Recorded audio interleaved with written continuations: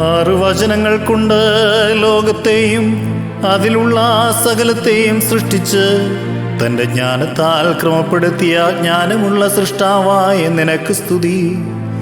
നിനക്ക് കീർത്തനം. നിന്റെ പുത്രൻ 6 ദിവസം കൊണ്ട് എല്ലാ സൂചനകളും നിറവേറ്റി സൃഷ്ടിയെ പുതുക്കി. ആ പരമസ്വതന്ത്രനായ കർത്താവേ, വെള്ളിയാഴ്ച അറുതിയില്ലാത്ത അനുസരണത്താൽ ആദിപിതാവായ ആദാമിൻ്റെ ആജ്ഞാലംഘനത്തിന് പരിഹാരം ചെയ്തു. നിന്റെ വിലാപ്പുറത്ത് കുത്തിയപ്പോൾ ജീവനും മരണവും സൂചിപ്പിക്കുന്ന രക്തവും വെള്ളവും ഒഴുകി. എൻ്റെ ദൈവമേ, എൻ്റെ ദൈവമേ, എന്നെ ഉപേക്ഷിച്ചതെന്തുകൊണ്ട് എന്നിങ്ങനെ നീ ഉയർന്ന ശബ്ദത്തിൽ അട്ടഹസിച്ച് പറഞ്ഞു. നിന്റെ ശബ്ദത്താൽ ഭൂമി കുലുങ്ങി, പാറ പൊളിഞ്ഞു, സൂര്യൻ ഇരുണ്ടുപോയി, തീക്കൽ പാറകൾ പൊട്ടിച്ചിതറി. ദേവാലയത്തിലെ തിരശീല അടിമുതൽ മുടിവരെ കീറി.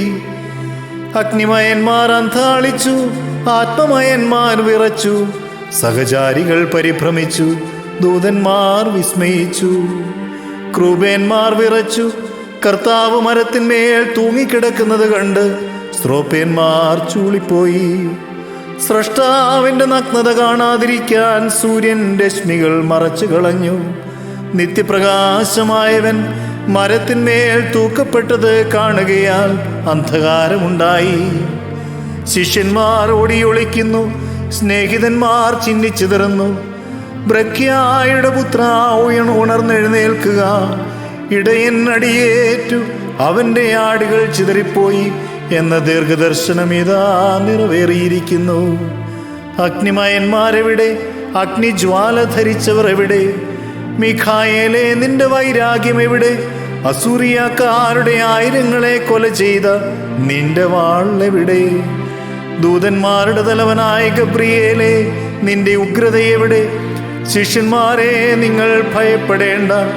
ശക്തി പൂണ്ട് ധൈര്യത്തോടെ ഒന്നിച്ചുകൂടുവിൻ.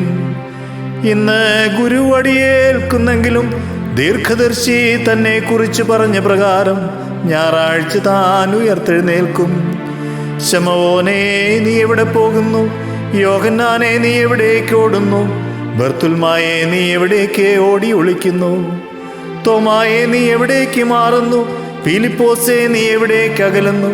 അന്ത്രയോസേ, നീ എന്തിന് ദുഃഖിക്കുന്നു? ലാബി, നീ എന്തിന് കരയുന്നു? ശിഷ്യന്മാരെ ചിതറിപ്പോകാനായിട്ട് വെമ്പരുതേ. ഇന്ന് നിങ്ങൾ ഓടിപ്പോയാലും ഞായറാഴ്ച നിങ്ങൾ ഒന്നിച്ചുകൂടും.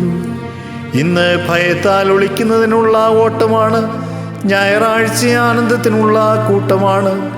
ഇന്ന് ഭയവും വിറയിലും അത്രേ, ഞായറാഴ്ച സന്തോഷവും ആനന്ദവും. നിങ്ങളുടെ ഗുരു ശവക്കല്ലറയിൽ നിന്ന് ജീവിച്ചെഴുന്നേറ്റു എന്ന് കേൾക്കുമ്പോൾ യൂതന്മാർ ദുഃഖിച്ച് വിലപിക്കും.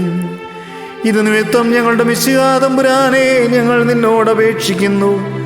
നിന്റെ രക്ഷാകരമായി പീഡാനുഭവ നാളിൽ ഞങ്ങളെ കഷ്ടതയില്ലാത്തവരും ഉപദ്രവം അനുഭവിക്കാത്തവരുമാക്കി തീർക്കണമേ. എല്ലാ പാപവികാരങ്ങളിൽ നിന്നും ഞങ്ങളെ വേർപെടുത്തണമേ. നിന്റെ ദിവ്യശക്തിയാലും നിന്റെയും നിന്റെ പിതാവിൻ്റെയും പരിശുദ്ധ റൂഹായുടെയും കൃപയാലും ശത്രുവിൻ്റെ വ്യാപാരങ്ങളെല്ലാം ഞങ്ങൾ ജയിക്കുമാറാകണമേ. ഞങ്ങൾ നിനക്കും നിന്റെ പിതാവിനും പരിശുദ്ധ റൂഹായിക്കും സ്തുതിയും സ്തോത്രവും കരേറ്റും. ഹോശോ വബകുൽ സുബാൻ ലവൽ മീ.